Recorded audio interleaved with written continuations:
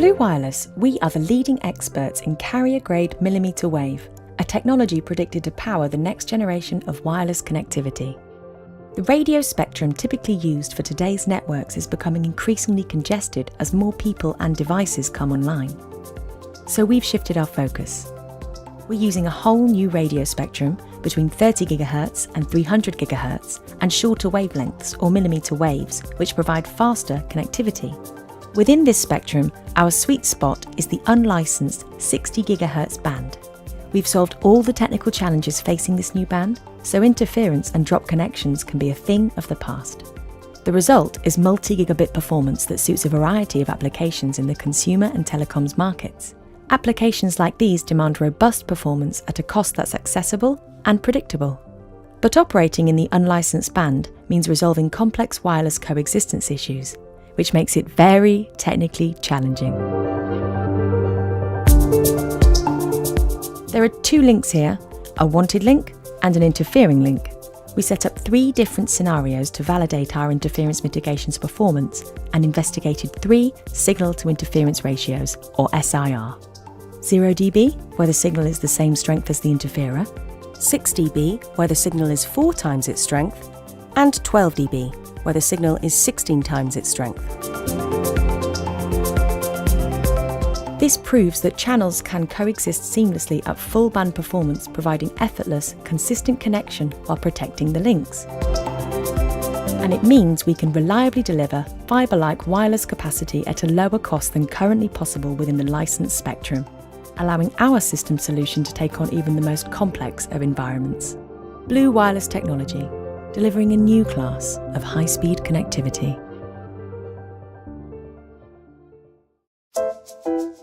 Elderly and vulnerable people frequently have to leave their own homes because there's no cost-effective way to remotely monitor the environmental conditions where they live. Our SafeHouse product collects information from throughout the property, measuring temperature, humidity, the electricity status. It even listens to alarms, your fire alarm, carbon dioxide alarms.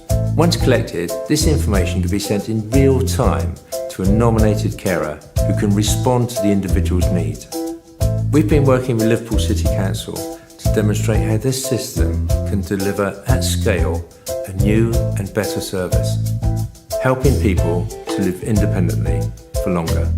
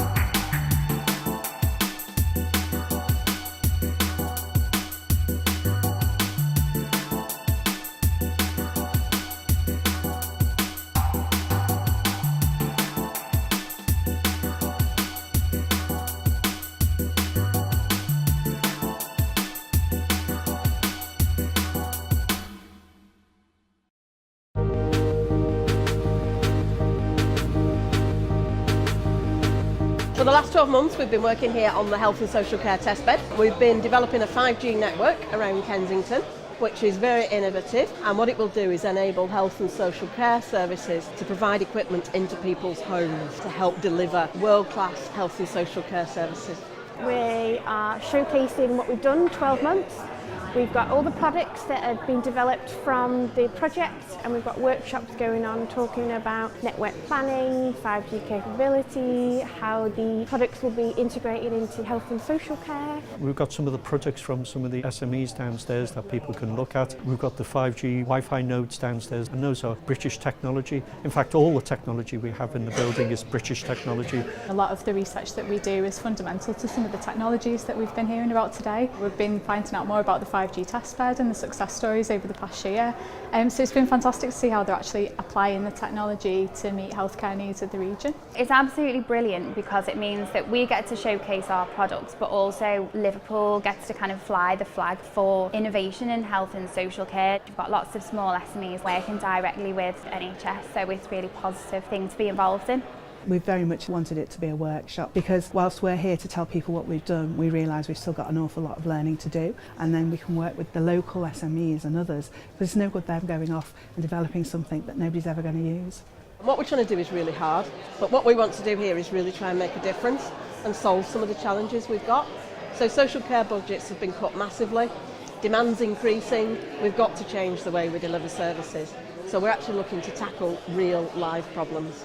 It's been a busy day, I'm absolutely exhausted, but it's been really fun.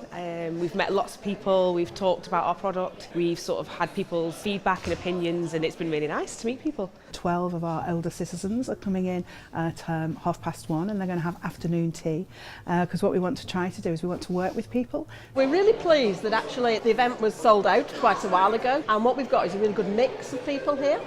And that's what we really want to do as a cluster, to bring different groups together and recognise how groups work differently, the different cultures, what they're all looking for different things, but we're all trying to solve a common problem and none of us can do it on our own. We've achieved an awful lot, I think, over the 12 months, and what's really good is that we've now got the extension to carry on for another 12 months, so we can start building on all that hard work we've done and look to doing more and extending the network and getting more equipment into people's homes.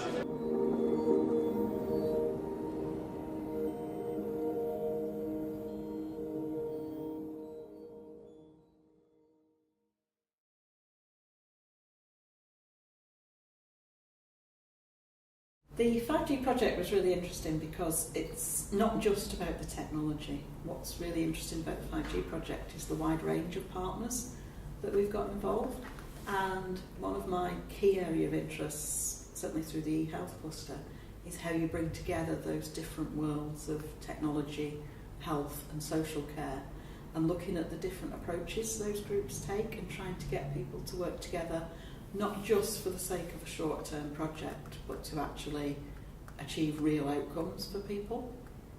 I think the e-health cluster did a lot of the groundwork in actually working with these organisations. So, for example, we'd already worked with Liverpool City Council on the Stop and Go project about digitising home care projects, and we brought a lot of that learning into the project. It also meant that we already had a very wide network of local SMEs to work with and established relationships. So typically in a 12-month project like the 5G project, if you haven't already worked together, you spend an awful lot of time getting the team together and starting to work together and be effective. But we'd already done a lot of that groundwork, so we brought a lot of that already. We knew a lot of the pitfalls in introducing new technology in health and social care services, so we could share that across the 5G project and make sure we learn from that. There's many challenges, I think, in integrating the technology into health and social care services. One thing is really about doing things at scale, but also it's not just about the technology. We don't want to introduce a one-off product into something. You have to understand how the services work, how they're commissioned, the huge number of stakeholders we have involved. So, for example, in some of the products we're working with Liverpool City Council Adult Services Commissioners, then we're working with a range of care providers who are providing services, we're working with the actual service users themselves and their families, other medical professionals as well, so as the GPs and that support the people in their homes. So there's a whole range of different stakeholders there that we're working with, which all need different approaches and understanding all those different perspectives. In terms of what I think is unique about the Liverpool 5G is that we're actually trying to solve a really difficult problem about how we can ensure 5G connectivity into people's homes so that people can make the best use of the technology that's available. And although that seems quite simple when you look at it as a question, it's actually so many different parts to that we have to unpick and try and solve. So we're trying to solve something really challenging that other people haven't looked at before. And I think what's different is the mix of partners we've got in the 5G project. So the fact that we've got the local authority, we've got the local hospital, we've got the 2 universities, but we've also got a lot of local SMEs and we've also engaged the local care organisations as well. So I think that really broad mix of partners in the project is something that makes ours unique. We got some money from Europe through the Stop and Go procurement programme to introduce new technologies into the domiciliary care services. Domiciliary care is when paid carers go into someone's house to look after their loved ones. And then what we found was through that we introduced a LoRaWAN network and started to look at the possibilities of IoT technologies and sensors, particularly monitoring people. We, as an authority, like most authorities, are very concerned what will happen when the analogue telephone lines get switched off in 2022. So what we wanted to do was to make sure that we've got something that we can use that's actually affordable, because the idea of putting a SIM card into all telecare equipment is something that we as a city just can't afford. So we've been looking to see if we can find ways of supporting the most vulnerable of our citizens without in an innovative way. As a country, we face a real shortage in paid carers. It's not seen as an attractive, aspiring career path that people want to have. So in Liverpool, we've been trying to use innovation to try and make sure that to show that you can. So we've digitalised our domiciliary care service, as I mentioned, and that means that today we've got just under 4,000 people whose care is delivered through care plans, electronic care plans, and the individual carers have smartphones and they can see what they're supposed to do. They don't actually have to make notes. It's got a very good voice recognition on it, and it means that family members can use an app and they can watch in real time to see what services have been delivered. And this has proved very successful, and that means that we're now seen as a digital leader, and we've just won recently, last week, the Digital Council of the Year award for actually bringing things at scale to people.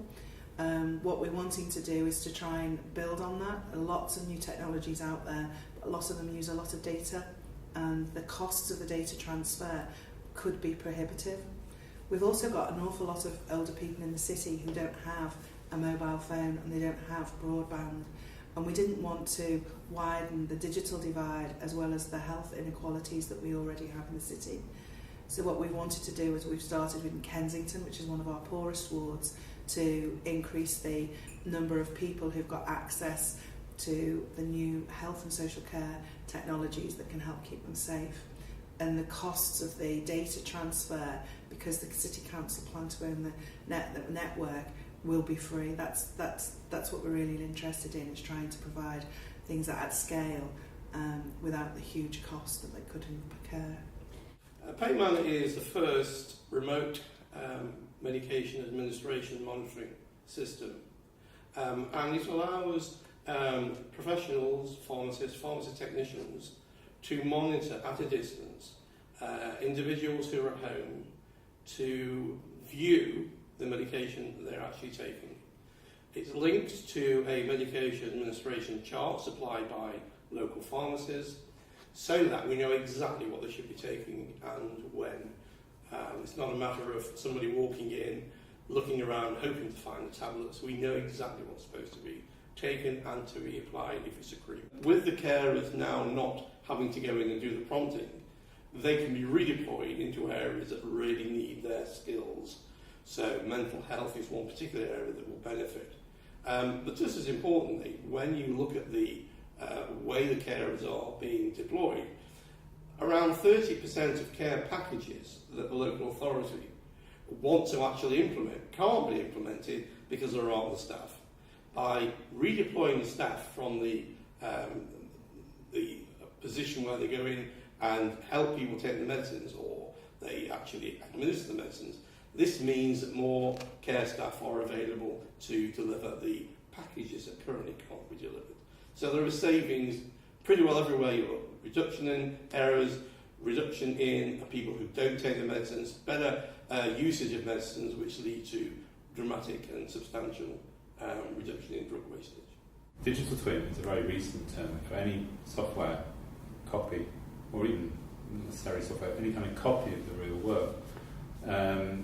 it's actually digital twins have been around for about 30 years, but we've just started calling it that about 2 or 3 years ago. It's when you use software and simulation to solve a problem or to reveal aspects of a problem before you go into the real world. In this case, there's a complicated routing problem around where you put the mesh nodes in the network, and we thought that using digital twin would A, demonstrate the way the network actually functioned, and B, might be useful for planning.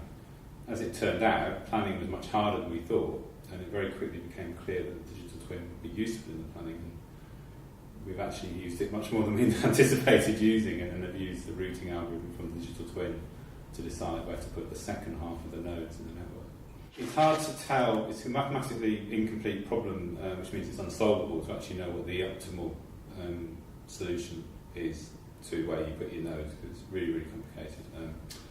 But the sort of numbers I've heard is you can get about 30% better placement and more efficient placement of the nodes in the network, thereby reducing the amount of hardware you need by 30%. Although, actually the way it turns out with this network is it's so complicated, you almost can't do it as a human being. You would be really only looking at very small parts of the problem. So it does need some kind of machine to help solve the problem, some kind of machine learning or artificial intelligence, or in our case, a mathematical routing algorithms. We started off thinking about social gaming, and social gaming is a misused term really in my industry. It means games that incorporate Facebook, which to me isn't really social. What we wanted to do was have people sharing across generations a game experience and also chatting, and it becomes a kind of a medium for a conversation rather than the end of the conversation, which is quite different from the way the commercial games industry works.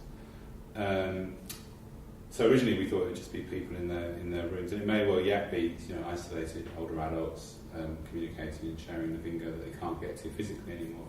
But when we took it via the 5G project for youth consultation, we had a really, really positive response from care homes and supported living homes. They all got really excited about the idea. So we've decided to slightly pivot the idea, because that's actually kind of a better and more attainable use case that we can kind of hit through the project. So we've managed to run a couple of user trials, working with different supported living environments and trying to iron out problems in the network, problems in the games, problems in the user experience. And we've learned so much about kind of our assumptions and how wrong we are sometimes and how right we are other times. And it's a continual process of redesign and iteration and trying to kind of come up with an experience that is right for the specific users we're working with. I think 5G, for me, is just part of the smart city, and it's part of the smart connected city. So suddenly you've got these kind of cities that are living organisms that can understand and be more efficient and dynamically reroute traffic in an emergency, or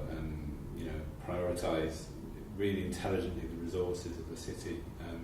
And for me, that 5G, that isn't really 5G, but that's kind of where 5G ends up for me. It ends up in this kind of seamless digital connectivity, secure and safe. So the service user group that we support are carers, informal carers, people who support a loved one or family member. And a lot of those carers are very isolated.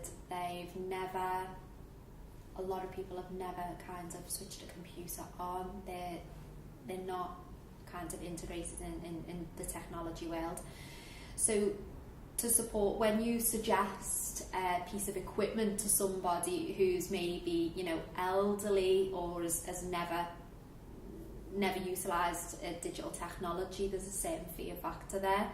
So I think with the Push to Talk programme, what's been a key element is having a worker there that's able to support that carer and to talk them through it, to answer any questions, to break down that fear factor, and also as a point of contact, to be able to know that if there's a problem or an issue, they can come back to somebody. One of the things that I was concerned about with the Push to Talk service was if somebody discloses any information to another carer, where does that carer take that information to get that resolved? So I think because of the way we've kind of rolled out the pilot, we do have that person that's based in our office that they're able to come back to and say, I've spoken to somebody, they seemed a little upset, could you give them a call? And then the issue's resolved. But I think that's been key with overcoming any fear factors. When you're talking about working within health or social care, you have to have something that is reliable. You cannot have you cannot have a service that people are going to be reliant upon if there's risks of it crashing. You need to have something that they feel comfortable with, that they feel confident with. And I think if you're supporting people that aren't really skilled with digital technology and there's issues with connection, quite quickly what you're going to find is they're going to lose their confidence with that technology, and that's when you're going to find that people tend not to use it. We've got a product called Safe House, which is a device, an IoT device that goes into people's houses to keep them living independently for longer. So we have a device that monitors the environmental conditions of a property. It monitors the health and well-being of an individual with the result of maintaining somebody to live independently for longer. From a social services perspective, Liverpool is no different from any other city or council in the country. The demand for social care is on the increase. The money that's available is reducing. So we have to start using technology and how technology can support people and support individuals with, as I say, sort of being safe in their own homes. Nobody wants to go into hospital if they can avoid it. Nobody really wants to go into care homes if they can avoid it.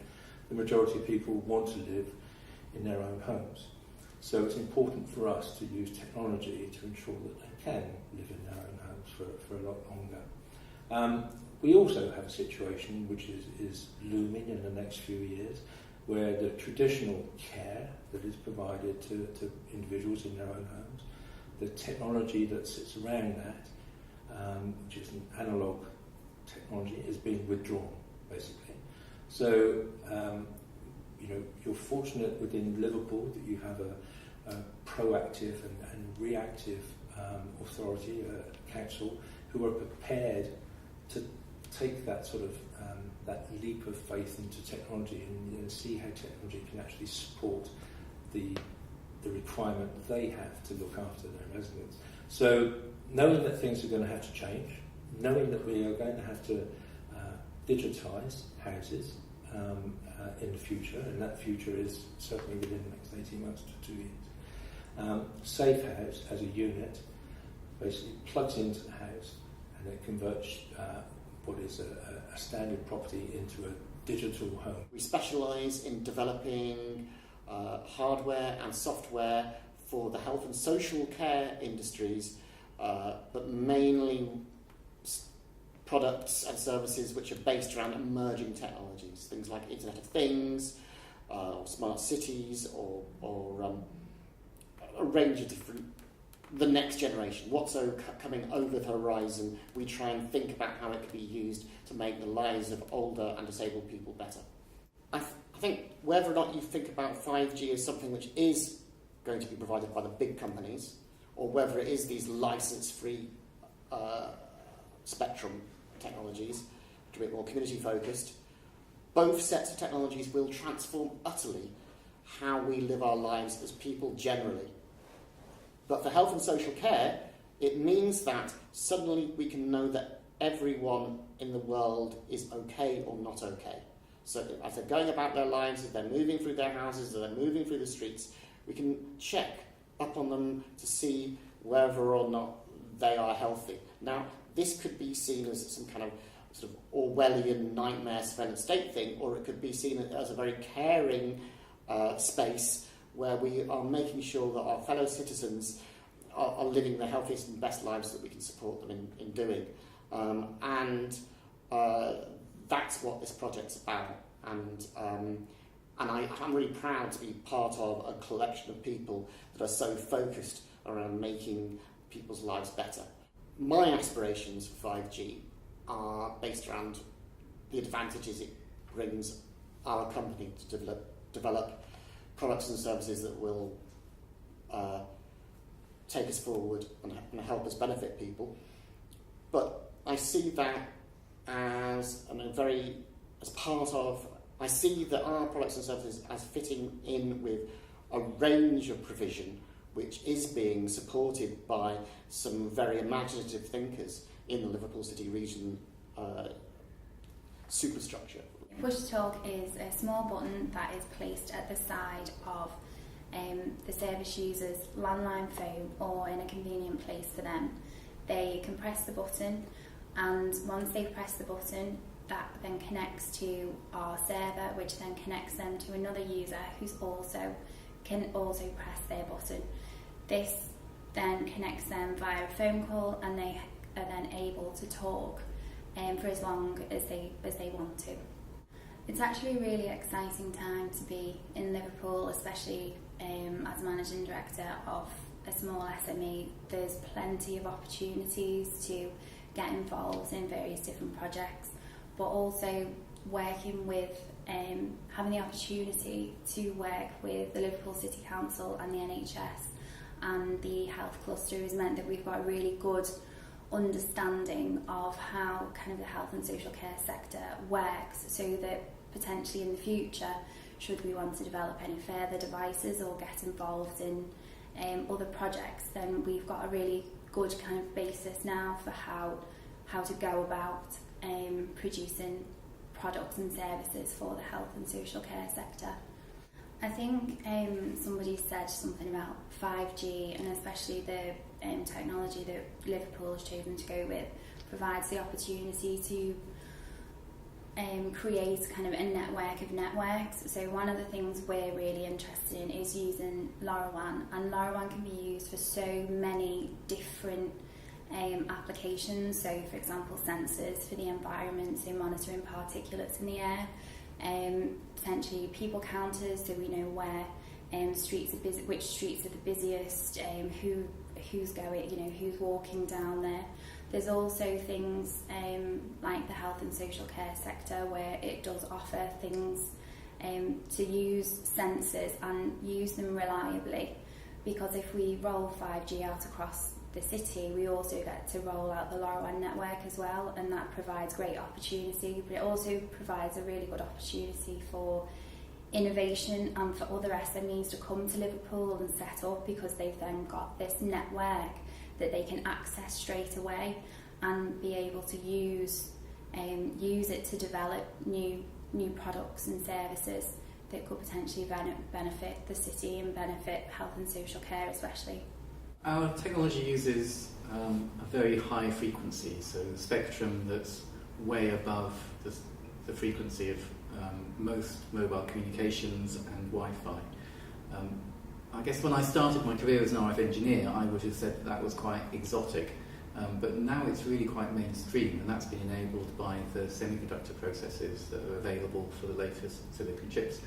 So what using that very high frequency allows is a lot of data to be carried in that spectrum that's quite readily available.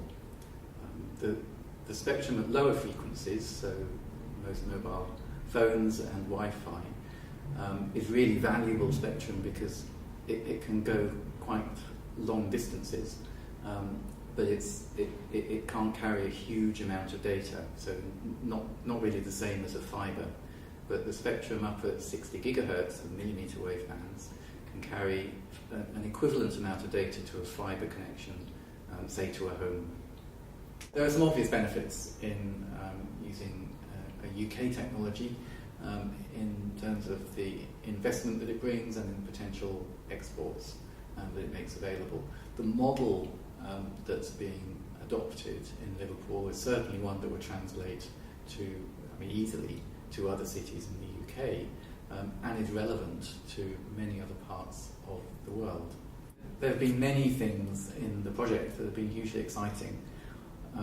Probably the most exciting, or maybe the thing that I was quite surprised by, is just how many applications there are already in at least development and some in deployment to deliver health and social care away from kind of the traditional settings, which are sometimes quite uncomfortable places to be recipients of that care, clearly.